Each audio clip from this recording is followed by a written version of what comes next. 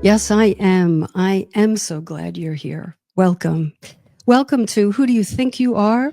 This is a podcast that teaches you how to have the highest regard for yourself, how to live from a place always of self respect and self love, and how to make yourself a priority in your own life. Meet me here each week for curated tips and strategies designed to help you drop your psychological masks, or at least loosen them a bit, connect with your truest essence, and simply live life more easily. Because we know that when we approach life in this way, we naturally have more room, more generosity, and more love for one another. And when have we needed that more? So I bid you a good evening. All wide receivers, come to the front of the room, wide receivers.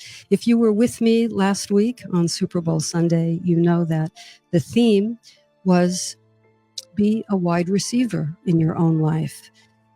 Don't just be a wanter. Don't just be a striver, but allow yourself to have the goodness that is all around us, even amid the turmoil that we see, amid what is darkness in this world. There is love, there is abundance, there is goodness all around. So let's all be wide receivers in our lives. And during this conversation, meet me here with an open heart and an open mind. Welcome. So tonight we're going to play double Dutch because I'm going to do my best to weave together two currents, if you will, two themes. And one was inspired by one of my clients this week. And it was the title of my newsletter. Incidentally, if you'd like to get my newsletter, just simply email me, Catherine@catherineduca.com, and just put add me in the subject line and I'll know what to do. And you will receive a copy of my newsletter every Sunday morning at 5 a.m. Rise and shine. So I was talking to a client this week and she was sharing with me some of the amazing things that have happened in her life recently, as well as some of the not so amazing things. And what was not amazing was very, very, very challenging, had to do with profound losses and disappointments and heartbreak.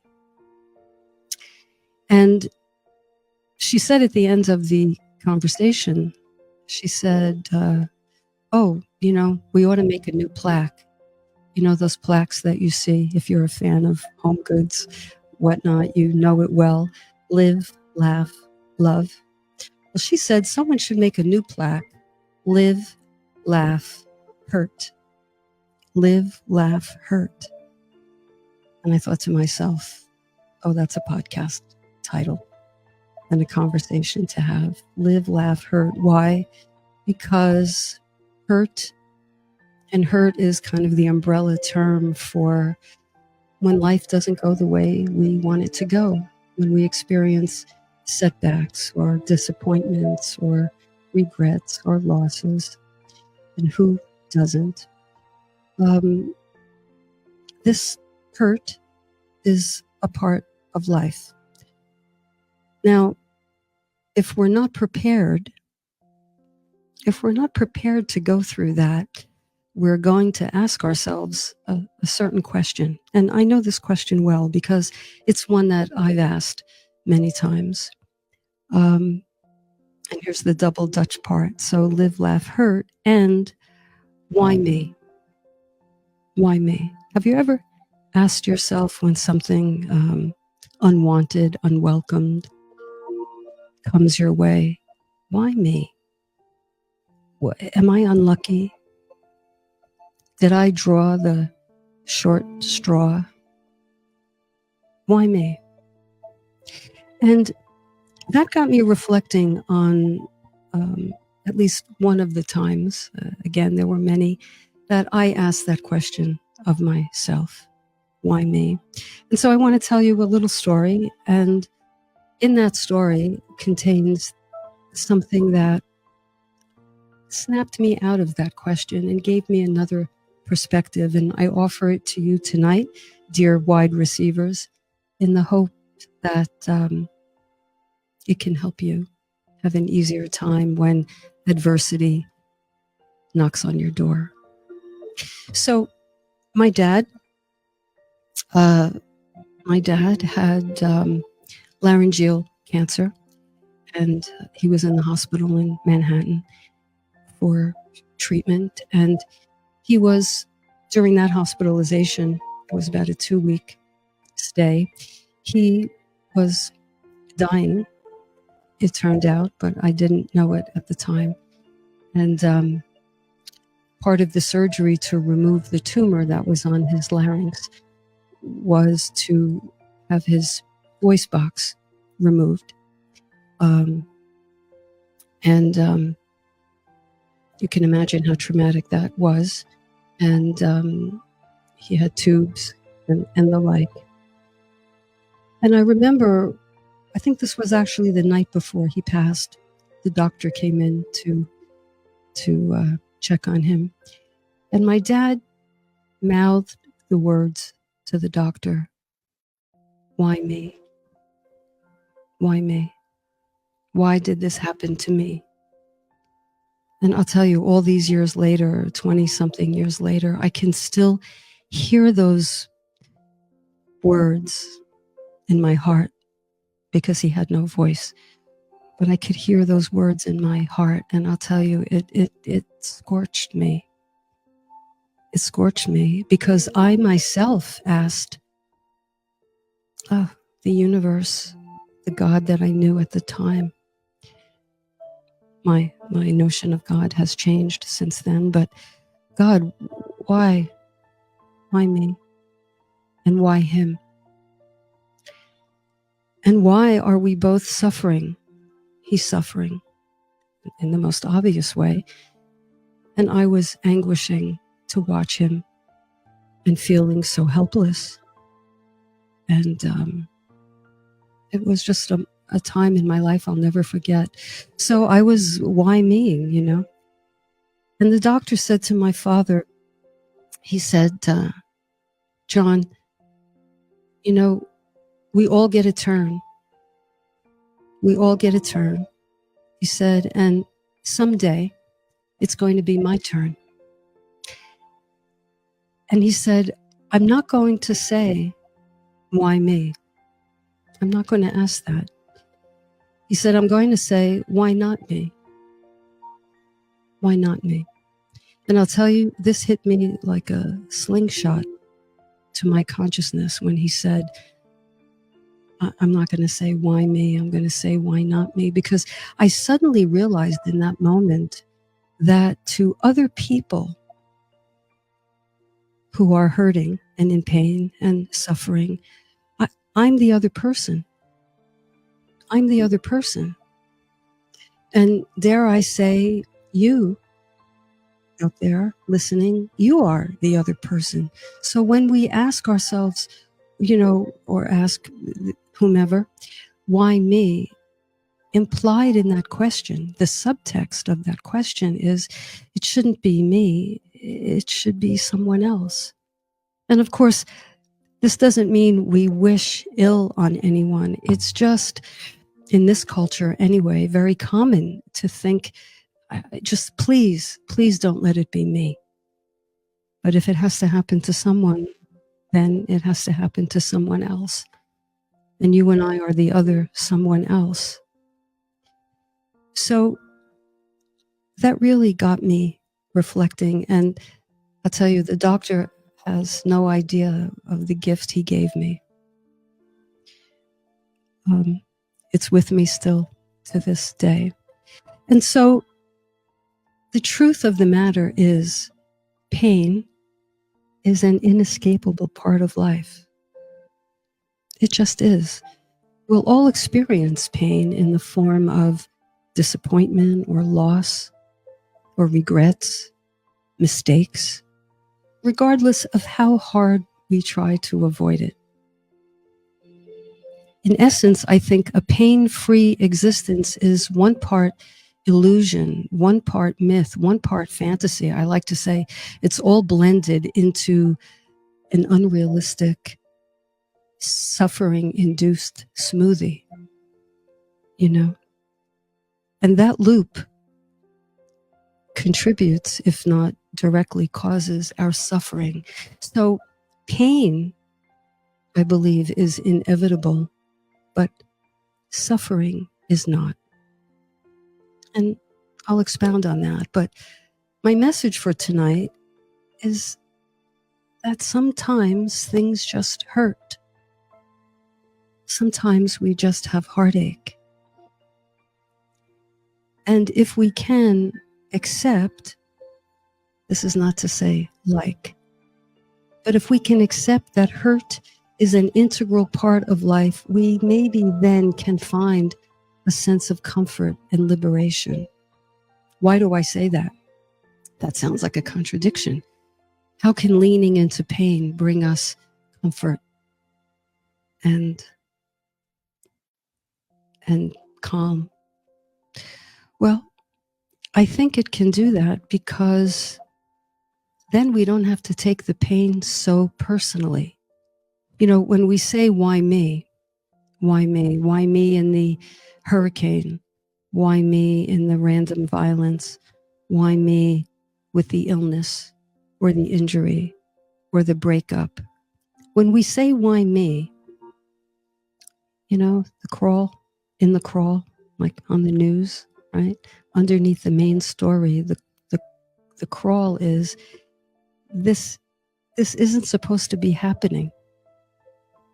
This isn't supposed to be happening. So we rail against the reality and we try our best to deny it.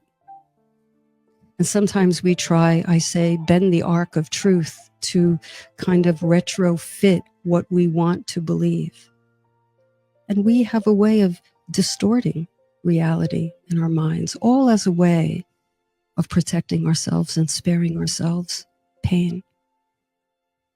But here's the paradox.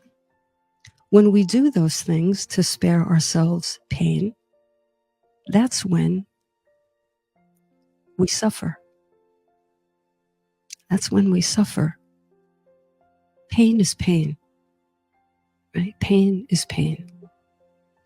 But resisting it, railing against it, cursing the pain, does not help it dissolve. It does not help to ease it. What it does is kind of strengthens it. By virtue of, we get into a tug-of-war with reality. And who do you think wins when we rail against reality? Reality wins. Now, I'm not saying that we should be resigned when adversity happens or when we encounter a challenge. I'm not saying that at all. I'm not saying we shouldn't try to affect the most positive outcome on situations or circumstances, but a place we're coming from within, if that place is one of acceptance, in other words, I understand that there are certain givens of life, and as a human being on this planet, I'm going to encounter the givens of life. And dare I say, you're going to encounter the givens of life because they're inescapable. But if we think that life is after us, if we think that life has singled us out, or perhaps worse, forgotten about us altogether, then we're going to feel victimized by this thing called life. And we're going to feel that pain, you know, like we have a target on our hearts. And the pain is aimed toward us. Maybe we're going to say it's bad karma. Maybe we're going to call it bad luck. Maybe we're going to say, well, we deserve it.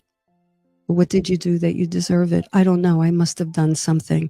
And then we can live in a kind of gauzy, unclear kind of goo where we blame ourselves, but we don't even know what we're blaming ourselves for.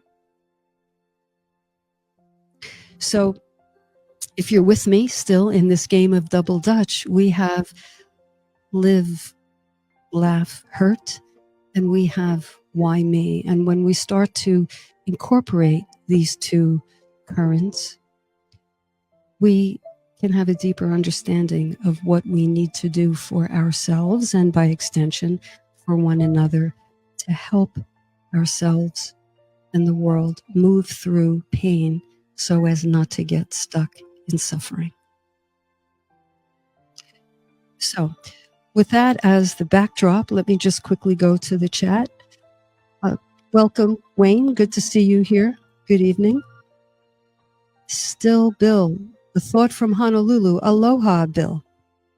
Aloha. There are blessings and lessons in the pain. Yes. Yes, there are. Let me ask you, wide receivers, when you think about your biggest growth spurts, and Bill, I know you've had growth spurts, when you reflect on them, did they arise when things were hunky-dory? Was life the bowl of cherries that we all wish it to be when those lessons surfaced? Probably not. Probably not. Any lesson I've learned in life came from the challenge. It came from hitting a wall. It came from why me and getting nowhere, although the doctor helped me with that. So if we can remember that and really deposit it somewhere deep in our consciousness and draw upon that knowing the next time we're up against adversity, which could be tonight, tomorrow, whenever it comes, and it will, if we all can draw upon, the last time this happened and the time before that, I thought it was lights out for whatever situation. I thought it was dark. I thought I would never feel better or differently. But what do you know? Something happened. Someone extended themselves to me. Someone said something to me. Someone gave me a hand. I turned the kaleidoscope of my existence one quarter turn and I saw things differently. And I didn't think that was possible. I see that in my work with clients all the time. I see it with couples.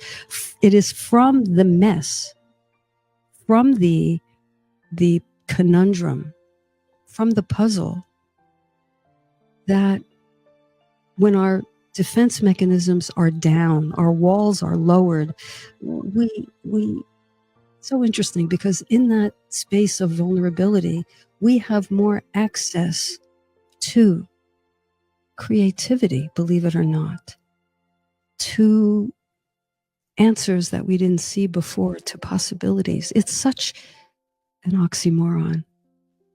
Is that the word I want? Certainly it's a paradox. So the next time, and I've learned to do this, I've talked about my own cancer diagnosis a couple of years ago. Oh my goodness, if you knew me, you would know how terrified I was of ever getting cancer for no reason, no family history other than this cancer from my father. He did not, well, I won't go into that, but let me just say that I lived in fear of getting cancer. And then when I got the diagnosis, I freaked out. But I reached out for some help. And you know what happened? I can honestly say, and if you would have told me this then, before my diagnosis, I would have said, well, this is really insane. In a way, my cancer diagnosis was one of the gifts of my life. Why? Because I discovered that people love me and care about me, people in my life. I don't know if I knew it. I don't know if I knew it. I certainly didn't know it anywhere on that level. And in my vulnerability and I felt like jello. I felt like jello. And in my jello state, people's love got in, and I felt awash with blessings. It was truly a miracle in my life. Truly a miracle. So I hold that as an anchor in my life, because I know there'll be another challenge somehow, someplace. And I'm going to reflect on that. You see, what had the appearance of doom actually was a gateway to something quite beautiful. So perhaps you can look back and recognize that in your life. It's something to think about going forward. Things that have the appearance aren't always the way they remain. So thank you. Thank you, Bill. Leandra, welcome all the way from Knoxville. What has helped me is when life gets tough is to begin to think these things are happening for me, not to punish me, but to expand me. I love that word, to expand me. So that's happened for you too, Leandra. I'm so glad. You know, we humans like to be sure of things. The thing I think we dislike the most is uncertainty and the unknown. Any unknown or uncertainty, you know, not likers, come to the front along with me, because I think that's the number one thing that challenges most people. And so here's what we do to mitigate the discomfort of uncertainty. We fill in the blanks. We fill in the blanks. We complete the story. And here's what we do. We usually complete the story or fill in the blanks or draw premature conclusions to our least secure place inside. Another way to say that is to our yet unhealed place. And so when we don't understand why something is happening to us, and Leandra, you're saying things are happening not to us, but for us, that we can look at them differently. We can look at these things differently.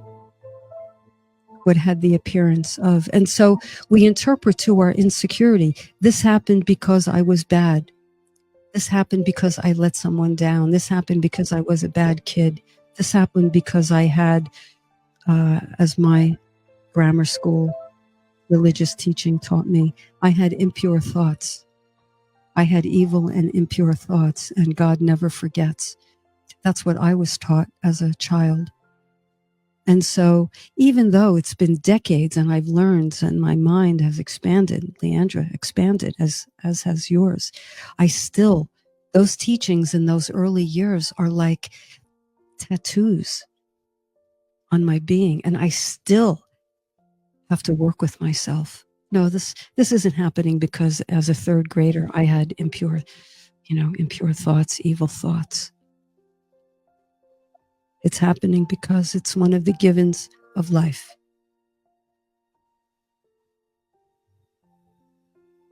It's happening because that's part of the human condition.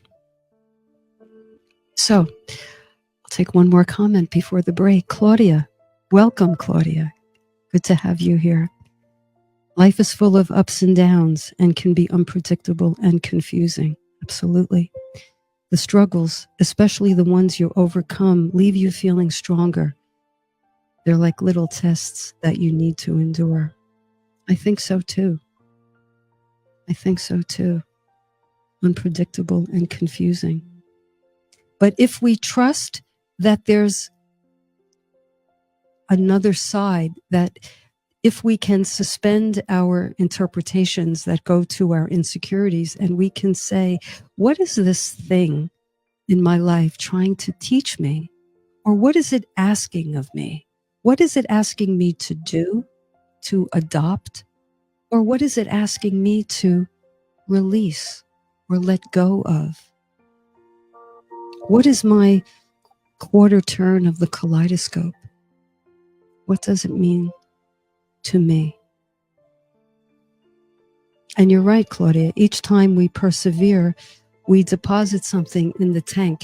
Last week, I spoke of agency. Agency is our right, our ability to make choices, to make decisions, to look at things, in our own terms, and to trust our competence and to feel deserving of goodness. This all goes into agency. And if we can trust ourselves that we can move through, because life, all of life, moves. It's all energy. It's all dynamic. Life is not a portrait or a still life. So it all comes down to our perception. Can we have the perception that Claudia and Bill and Leandra are saying? Let's consider doing that. Hi, Patricia, one more. Sounds like you let yourself be a wide receiver. Thus, you were able to realize how loved you were. Yeah, it turned out that way. It did turn out that way.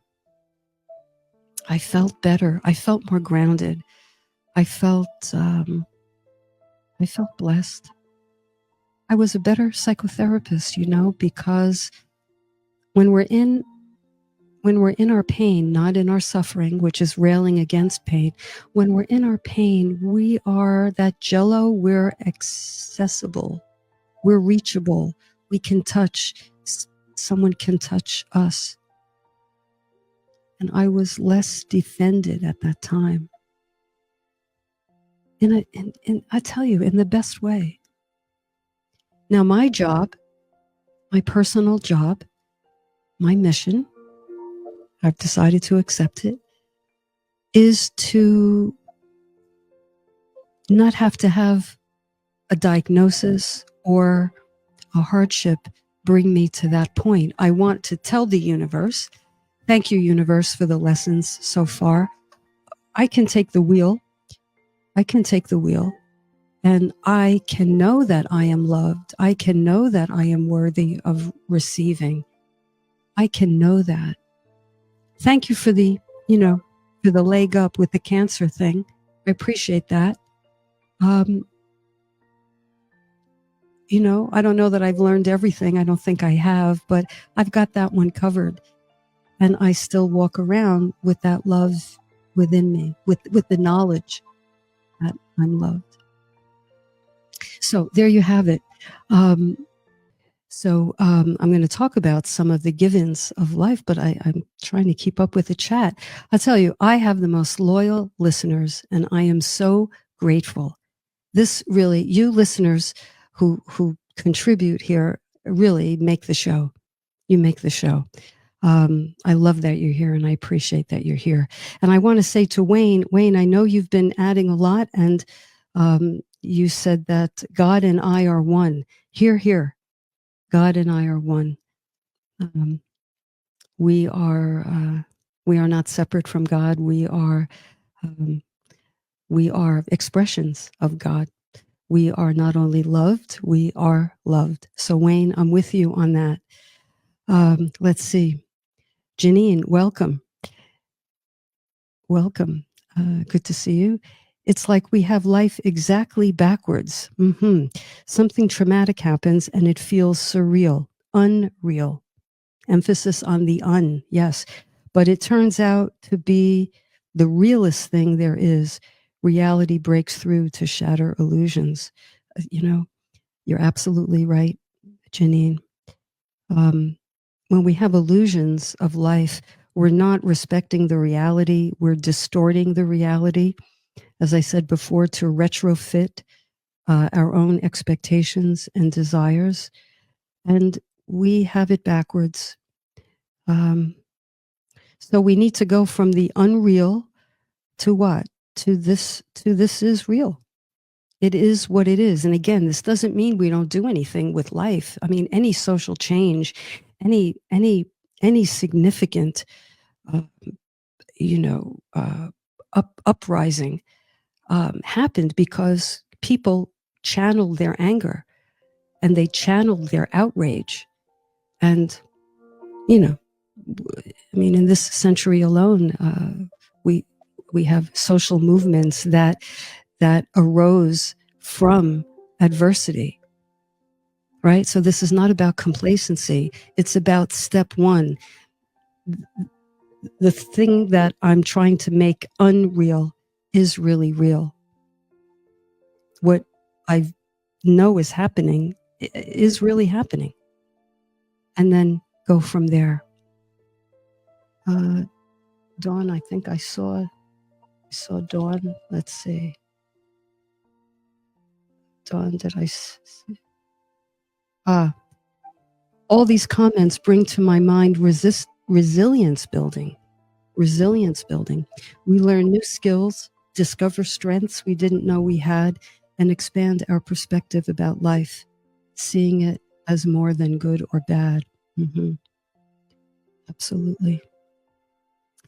And with this, Dawn, I'm going to move into some of the givens of life, because part of developing new skills, new coping skills, and new strengths is from understanding these givens and going from there. Because as I read through these, you'll recognize all of them. And just imagine if you or someone you know doesn't accept these givens. Where does this leave one? It leaves one in a very tight spot. So one of the givens of life, of course, is mortality. Everyone will die. Those we love will die. We will die.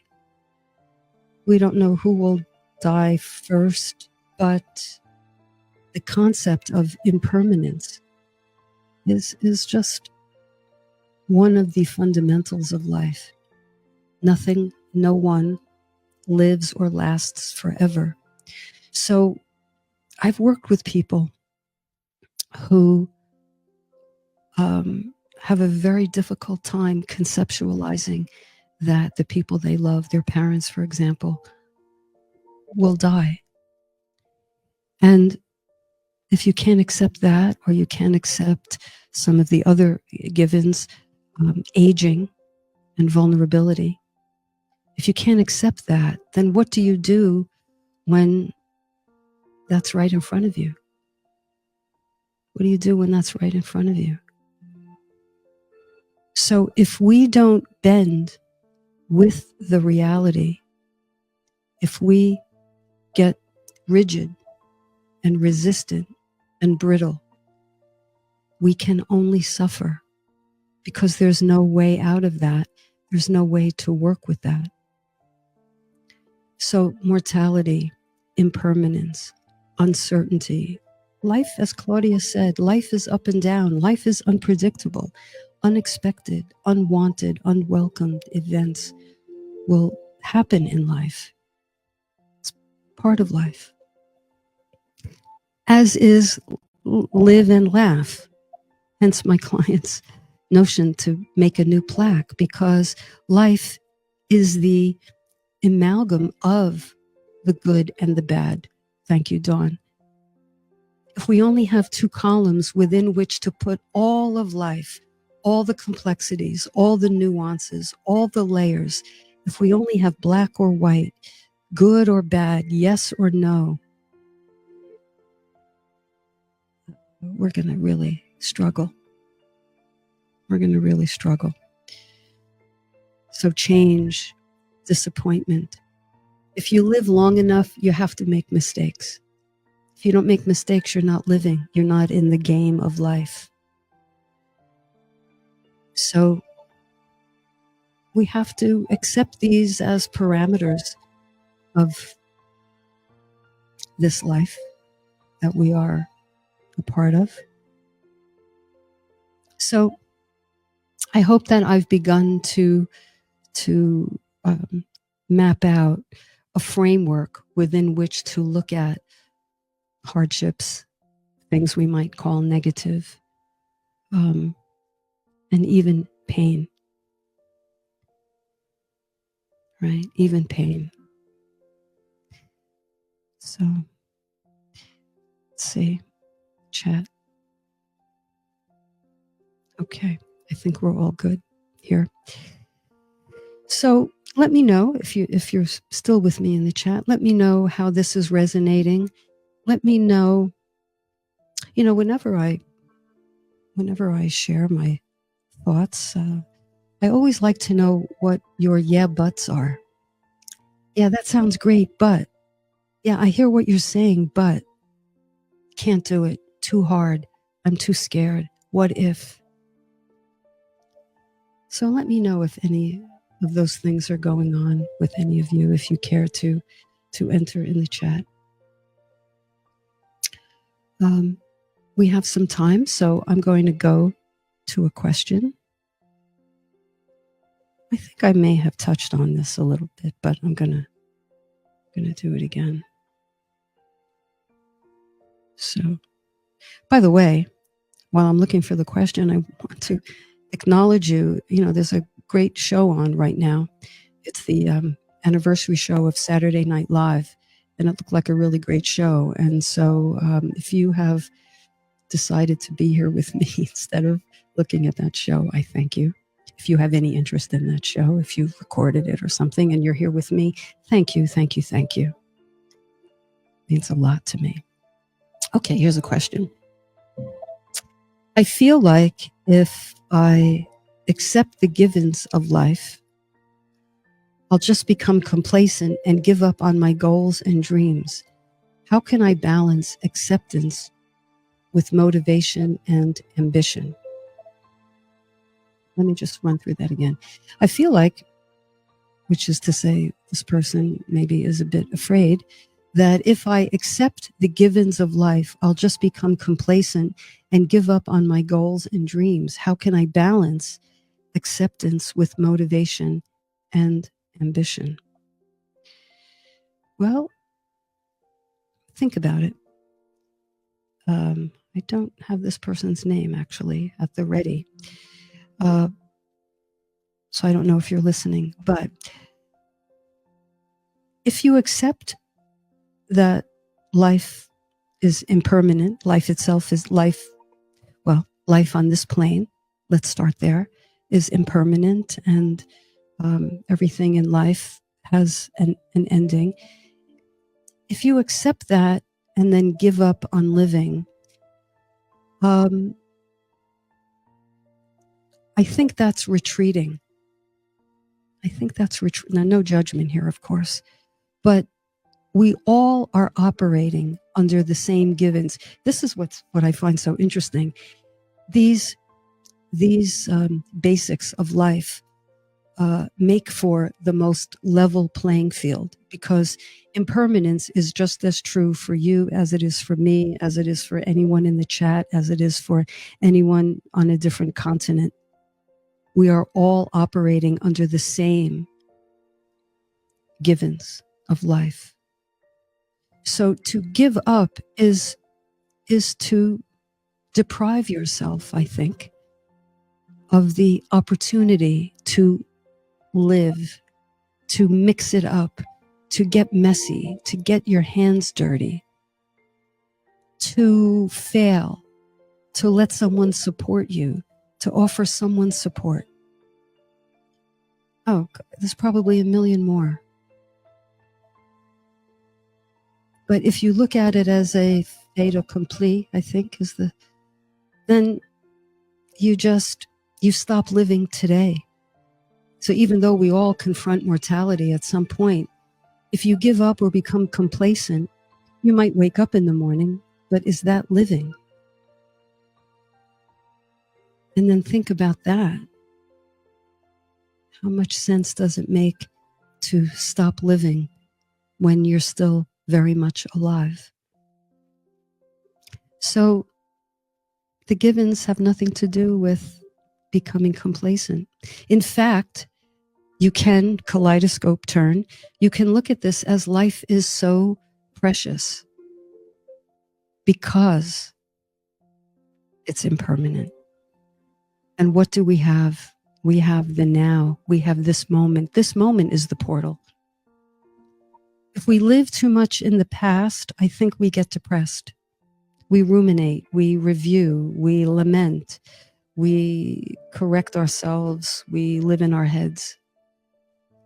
If we live too much in the future, that's likely to make us anxious. What if? And then if that thing happens, what if from there? On and on and on. We can what if ourselves into outer space, and there are no answers for that. And I mean, it'll keep us busy. And sometimes that's a defense mechanism, staying in our heads, asking those questions, ruminating, is how we stay busy to not confront this hallway that I believe we have to walk through in order to live. The verb to live. We have to walk through that discomfort. We have to take the risk. We have to be willing to see what happens. Now, we're much more able to do that if we have self-awareness and we go, as we've been talking on this program since the beginning, we go to the root of ourselves and we know that we are an extension of the divine. Each of us is. No more and no less than anyone else. Now, some of us are in darkness because we have shut off that light. We've removed ourselves from that light, but each of us has equal access to it if we choose to step into that access and tune into that frequency. So all of this is a level playing field. And if we can trust that fundamentally, if we can trust in our goodness, then we trust our capacity to be competent, not to live life perfectly, but I think to live life in excellence, meaning to the best of our aliveness, to the best of our awakenedness.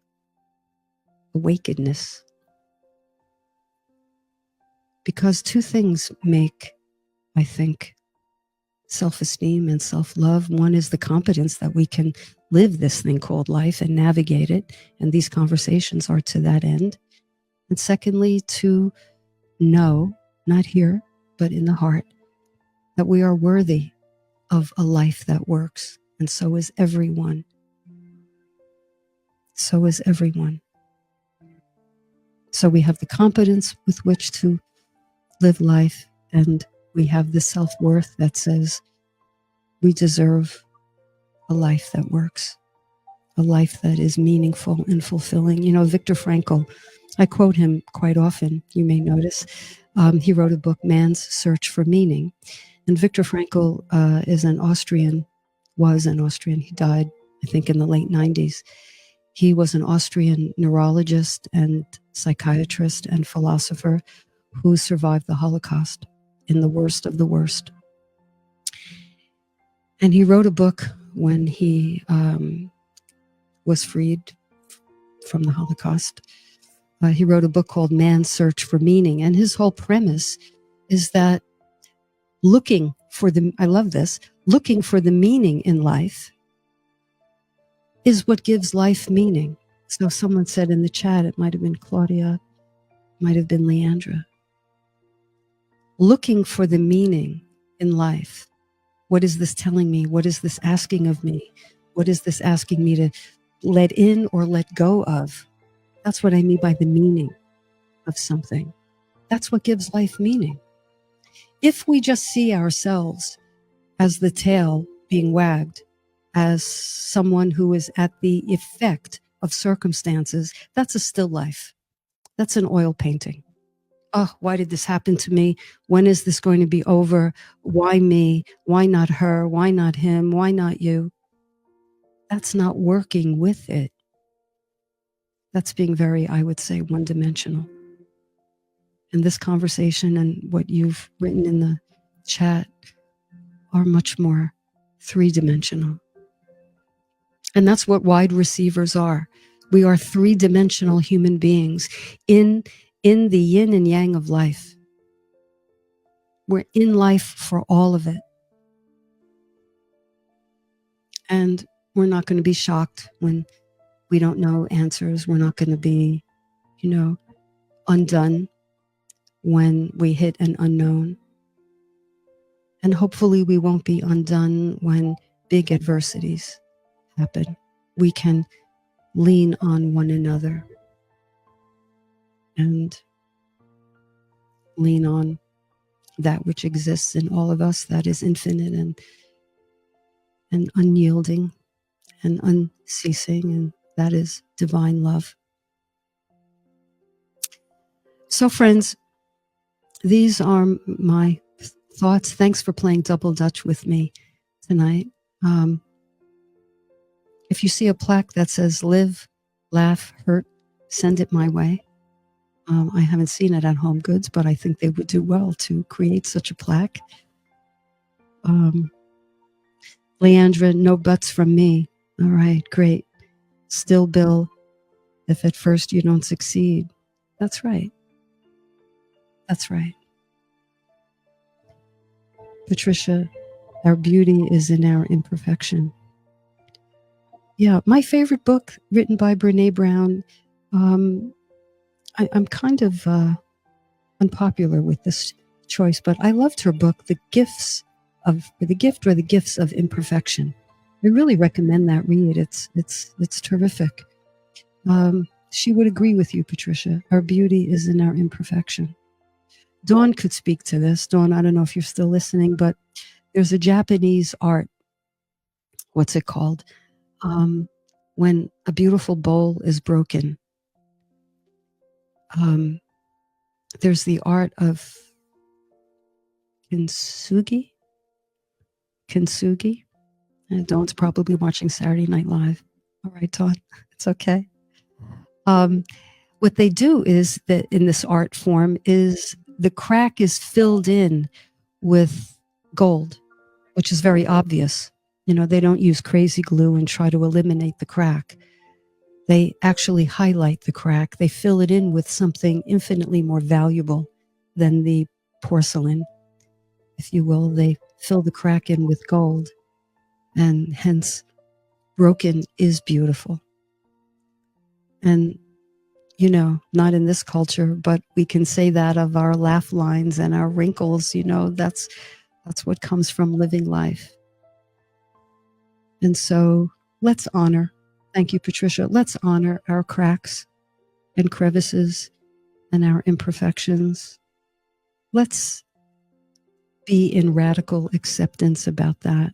Let's not succumb to the fake, phony, fraudulent, cookie cutter, image polishing stuff that social media is made of. Let's resist that. Let's not go there. Let's take a higher consciousness view. Let's be real, Janine. Let's not unlive our lives. Let's not negate or discount or devalue what we've been through. Everything we've been through has gotten us where we are. You know that. So, I enjoyed this conversation. I loved having it with each of you. Thank you. Thank you so much. You honor me by coming on and lending your voice and giving your time and your input and talking to one another. We are at time. And so this is when I say, take all of this and just gently, you don't even have to do anything. You don't even have to. If anything, just remember the words of my dad's doctor. I'm not going to ask why me. I'm going to ask, why not me? Why not me? And then do what we can. Do what we can to get through. And to get through well. And to get through intact. And to get through with an open heart. So, dear listeners, wide receivers, I wish you well tonight. I wish you a good night's sleep. Just let this recede into the background. Don't do anything. If you liked this conversation, it's all back there. And you'll notice without any effort, I promise you, you'll notice that you're doing things differently. You're approaching your life a bit differently. Small but significant noticings. Enjoy them and come back and tell me. I will be here next week at the same time, and we'll have another great conversation. So until then, be well. You're listening to Who Do You Think You Are? I promise you, who you are is much better than who you think you are, much more magnificent than who you think you are. Thank you for joining me. You've been listening to me on New Thought Media Network. Have a good night. Thank you.